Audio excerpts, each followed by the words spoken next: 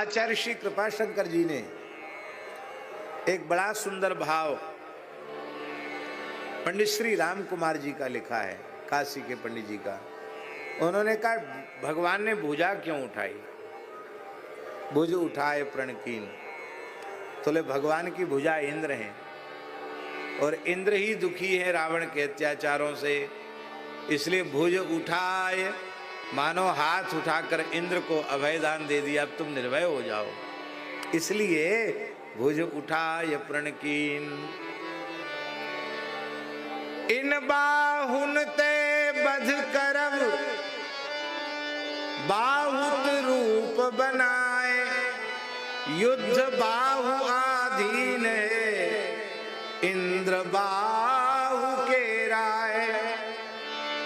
बध करी ऊपर पठाई हो पन करिवे की रीति, वीरन में भुज पूज्य है भुजन राखी होनी। वो कथा हम पहले कह चुके हैं, इसलिए उसका फिर से स्मरण नहीं कराएंगे। श्री किशोरी जी ने कहा कि प्रभु इन असुरों ने आपका क्या बिगाड़ा है, आपने इनके वध की प्रतिज्ञा कर ली। 3 दोष ऐसे हैं जो सफलता के शिखर पर बैठे हुए महापुरुषों को भी नीचे गिरा देते हैं। पहला दोष है झूठ बोलना, असत्य भाषण। झूठ नहीं बोलना चाहिए। झूठ बोलने वाले की पोल पट्टी तो खुलेगी और उसको नीचा देखना पड़ेगा। और एक झूठ को सत्य साबित करने के लिए, शास्त्री जी, एक झूठ को सत्य साबित करने के लिए सैकड़ों झूठ बोलने पड़ेंगे, फिर भी झूठ झूठ में रहेगा। तो एक झूठ का तो पाप लगा, उसको सत्य प्रमाणित करने के लिए सैकड़ों झूठ बोले तो कितना पाप हो गया। इसलिए झूठ मत बोलो, सत्य बोलो। लोग कहते कलयुग है, सत्य से काम नहीं चलेगा, झूठ बिना काम नहीं चलेगा। हमारे महाराज जी कहते थे ये बात बिल्कुल झूठी है, झूठ बिना काम नहीं चलेगा, सत्य के बिना काम नहीं चलेगा। कैसे? आप किसी व्यक्ति से झूठ बोलते हैं तो क्या यह बताकर झूठ बोलते हैं कि हम तुमसे झूठ बोल रहे हैं? ये तो नहीं बताते हैं। झूठ को, असत्य को सत्य के रूप में प्रस्तुत करके ही आप अपना काम बनाते हैं। तो झूठ से काम चला कि सत्य से?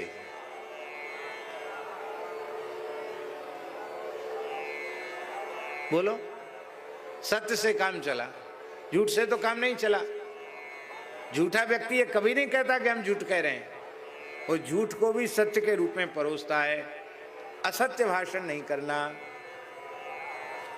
दूसरा दोष, परस्त्री गमन नहीं करना। तीसरा दोष, बिना कारण के किसी से वैर नहीं करना। अकारण वैर नहीं करना, अकारण क्रोध नहीं करना। तो प्रभु पहला दोष तो आप में है नहीं। आप अपने पिता के सत्य की रक्षा के लिए अयोध्या का सिंहासन छोड़कर वनवासी हो गए। दूसरा दोष भी आप में नहीं है,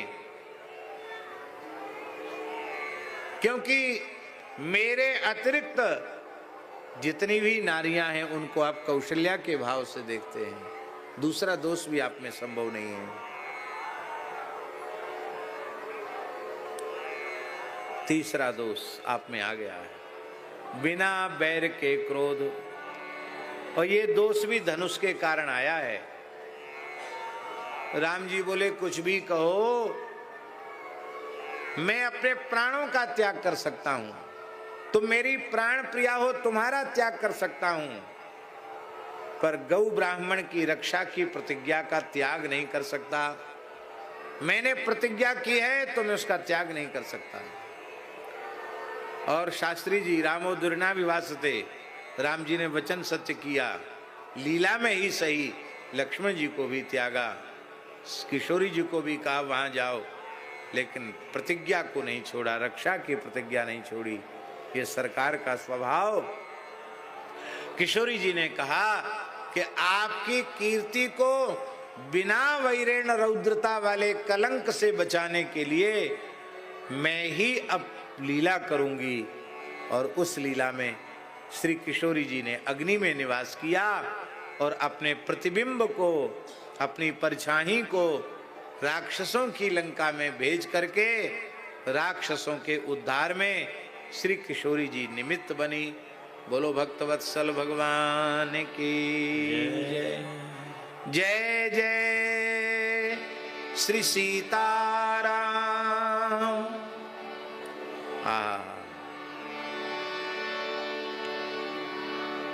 ऋषियों ने क्या कहा? वाल्मीकि रामायण का बड़ा प्यारा श्लोक है। ऋषियों ने कहा चाहे आप अयोध्या में रहो और चाहे आप चित्रकूट में रहो और चाहे आप दंडकारण्य में रहो, हमारे राजा तो आप ही हैं। बड़ा बढ़िया, बहुत बढ़िया श्लोक है ये। ते वयम भवता रक्ष्या भवद विषयवासिना, हम सब आपकी प्रजा, हम तो आपके पास ही रहते हैं। नगरस्थो वनस्थो वा त्वं नो राजा जनेश्वरा, हम तो राजा राम जी के, राजा राम जी हमारे, हम तो राजा राम जी के हैं और राजा राम जी हमारे हैं। ये भाव भगवान ने कहा कि जो संपूर्ण भरोसा त्याग कर मेरा आश्रय लेकर के रहते हैं, मैं उनकी रक्षा करता हूं। करऊं सदा तिनके रखवारी, जिमी बालक राखे महतारी। वाल्मीकि रामायण में तो और विलक्षण बात पिताजी कही है महर्षि वाल्मीकि ने। ऋषि कह रहे हैं, रक्षणीयास्त्वया सस्वद गर्भभूता तपोधना। बालक नहीं, हम तो आपके गर्भ में रहते हैं। गर्भ में रहने वाले जीव की कोई गारंटी नहीं है। गर्भ में रहने वाले जीव पर कोई भार नहीं है। उसको क्या करना है? गर्भ की सुरक्षा का भार गर्भवत जीव पर नहीं है। गर्भ की सुरक्षा का भार गर्भिणी माता पर है। हे भगवान, आप हमारी सुरक्षा का भार तो आपके ऊपर है। हम आपके गर्भगत हैं। भगवान ने सकल मुनिन के आश्रमन जाय जाय सुख दीन। सबके यहां गए भगवान। कहीं 10 महीना रहे, कहीं 1 वर्ष रहे, कहीं 4 महीना रहे, कहीं 5 महीना, कहीं 6 महीना, कहीं 7 महीना, कहीं 8 महीना, कहीं 3 महीना, कहीं 8.5 महीना और कहीं 11 महीना भगवान ने निवास किया। सबको कहाँ तक घूमने गए? वनवास लीला में। महाराज जी,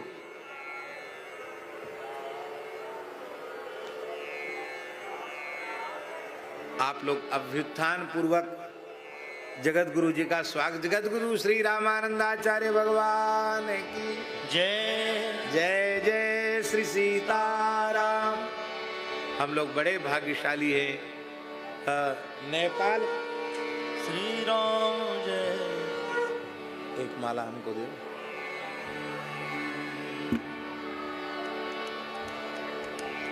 हम आपको श्री राम जय राम जय। कंबल बिछाओ भाई, जल्दी लेके आओ। श्री राम जय राम जय जय।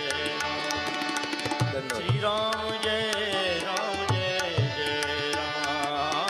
श्री राम जय राम जय जय राम। श्री राम जय राम जय जय राम। श्री राम जय राम जय जय राम। श्री राम जय राम जय जय राम। श्री राम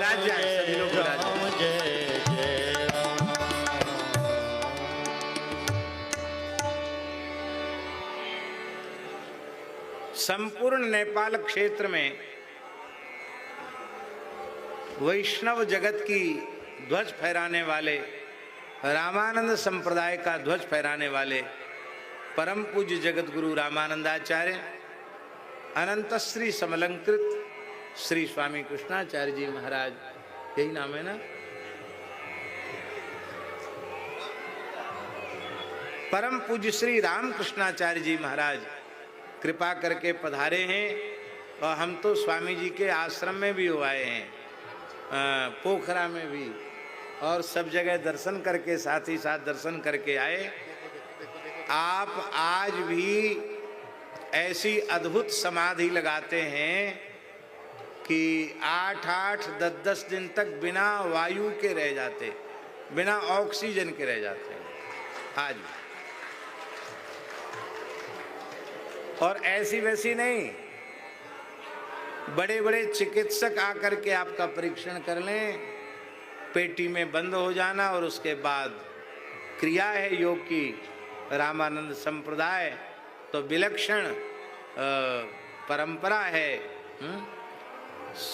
अध्यात्म राम रक्षा में जगत गुरु श्रीमदाद्य रामानंदाचार्य भगवान ने कहा, चाचरी भूचरी खेचरी अगोचरी उन्मनी 5 मुद्रा साधनते सिद्ध साधु राजा। पर्याप्त योग का वर्णन, हठ योग, नाद योग, राजयोग, लय योग, भक्ति योग, सबका वर्णन आचार्य चरण ने किया है। तो उसका एक जगह प्रत्यक्षीकरण है तो पूज्य श्री रामकृष्णाचार्य जी महाराज में है। ये जिसको कहना चाहिए सिद्ध, ये सिद्ध योग सिद्ध महात्मा है। तो कैसी भगवान की अहेतु की कृपा कि आज हमारे रामानंद संप्रदाय के बहुत समर्पित विद्वान संत पूज्य महंत श्री हरिशंकर दास जी वेदांती जी, जो निरंतर संप्रदाय के उत्कर्ष को आगे बढ़ाने के लिए प्रयत्नशील ही रहते हैं, चिंतनशील भी रहते हैं, निरंतर चिंतन करते रहते हैं, ऐसे पूज्य वेदांती जी भी पधारे हैं। हम आज विलंब हो रहा है, आज का प्रकरण हम पूर्ण कर दें और इसके बाद फिर आचार्य चरण का मंगलमय आशीर्वाद हम लोगों को प्राप्त होगा। आप लोग कहेंगे आपने ये जो बात कही है कहाँ लिखी है? श्रीमद् वाल्मीकि रामायण में लिखी है। क्वचित परिदशान मासान एक संवत्सरं क्वचित क्वचित चतुरो मासान पंच षट् परान क्वचित अपरत्राधिकान मासान अर्ध्य मासान अध्यर्धमधिकं क्वचित त्रीन् मासान अष्टमासांश्च राघवो न्यवसत् सुखम तत्र संवत्सरस्तस्य मुनीनामाश्रमेषु वै रमतश्चानुकूल्येन ययुः संवत्सरा 10 वर्ष इस प्रकार से राम जी के व्यतीत हो गए। कहाँ तक गए हैं? नर्मदा किनारे तक राम जी गए हैं। हाँ, कहाँ तक पैदल? जबलपुर तक पैदल गए हैं राम जी। हाँ, आज भी उसके चिन्ह, प्राचीन चिन्ह प्राप्त होते हैं। और इस प्रकार से भगवान ने सबको कृतार्थ किया। और अब श्री सुतीक्ष्ण जी महाराज का जो दिव्याति दिव्य मंगलमय चरित्र है, उस चरित्र की चर्चा भगवत कृपा से हम कल करेंगे। कल श्री रामानंदाचार्य जयंती महामहोत्सव है, तो कल का उत्सव का स्वरूप हमने निवेदित किया है। कल यहाँ प्रातःकाल जो श्री रामचरितमानस और भक्तमाल जी के पारायण का समय है, उसी समय में थोड़ा पाठ भी होगा।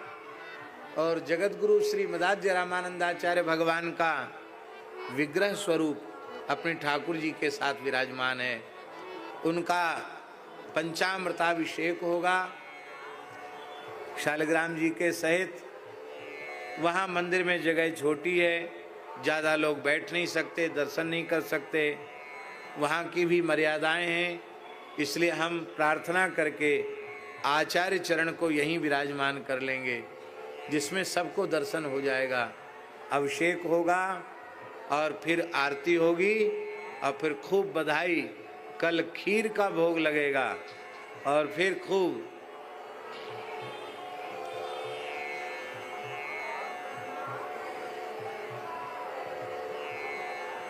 आचार्य चरण की हम लोग खूब बधाई गाएंगे। कल शोभा यात्रा भी है। कल शोभा यात्रा की सूचना तो हम दे चुके हैं, इसलिए हमारे यहाँ पूर्वान्ह में ही हो जाएगा। और कल रास लीला में श्री रामानंदाचार्य भगवान के अवतरण का प्रसंग ही दिखाया जाएगा।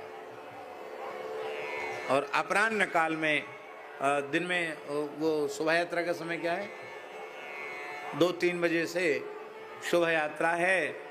और इसके बाद परसों यहाँ ऐसा विचार है कि सायंकाल की कथा की गोष्ठी में हम लोग बिना हड़बड़ी के आचार्य चरण की चर्चा कर लेंगे। हमारे बहुत अच्छे विद्वान महंत श्री सत्यनारायण दास जी हैं। एक ग्रंथ का विमोचन भी होना चाहिए, वो है श्री सीताराम परत्वम है, श्री राम तत्व प्रकाश, श्री राम तत्व प्रकाश नामक ग्रंथ, जो गलता पीठ के आचार्य चरण श्री मधुराचार्य के द्वारा प्रणीत है। उस ग्रंथ पर टीका पूज्य पंडित जी महाराज ने टीका लिखी। वो अप्राप्त ग्रंथ था, बड़े मनोयोग पूर्वक श्री सत्यनारायण दास जी ने उसका संपादन किया है और वो उसका विमोचन होगा। और हम लोग कल भी उत्सव मनाएंगे और परसों भी उत्सव मनाएंगे। वैसे होना तो ऐसा चाहिए, आज मैंने कहा भी था कि इतना सुंदर सुयोग है, पूरा देश और पूरा संप्रदाय यहाँ एकत्रित है। यहाँ तो कम से कम 10 दिन का आचार्य चरण का उत्सव होना चाहिए था और कम से कम 1 लाख साधु उपस्थित होते, ऐसा विराट उत्सव होता। पर चलो, जैसा है वैसा ही, उतना ही आनंद है। हाँ, जयपुर में उत्सव चलता है और हमारे वृंदावन में श्री सुदामा कुटी में भी 9-10 दिन का उत्सव चलता है। रामानंद जयंती का है, पूरे देश में चलता है, सब जगह उत्सव चलता। कल मलुक पीठ में भी आचार्य चरण का अभिषेक होगा, बधाई होगी, उत्सव होगा, जहाँ जहाँ सब जगह पूरे देश में, और होना चाहिए। पर बड़े दुख की बात है, कितने स्थान तो ऐसे हैं जिनमें रामानंदाचार्य भगवान की छवि तक नहीं है। लगभग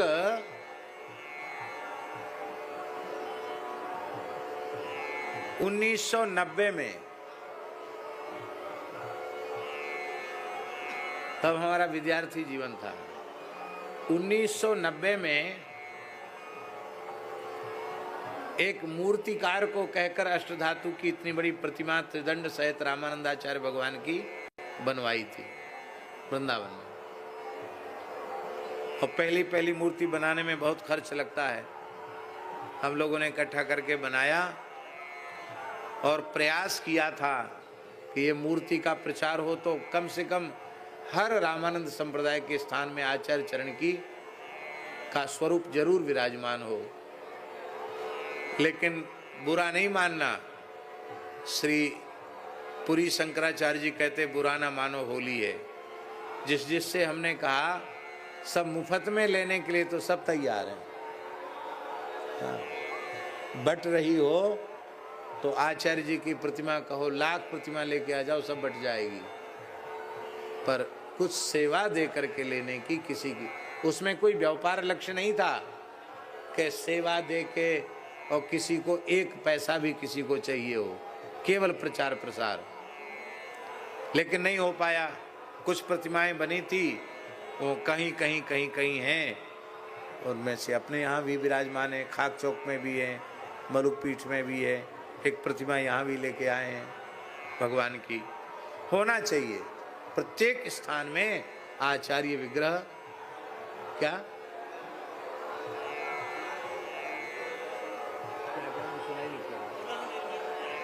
हाँ, पता नहीं वो मूर्तिकार के पास सांचा है कि है भी कि नहीं, देखना पड़ेगा। लेकिन हाँ, आपने बढ़िया सलाह दी है कि पुनर्निर्माण होना चाहिए। बहुत अच्छा।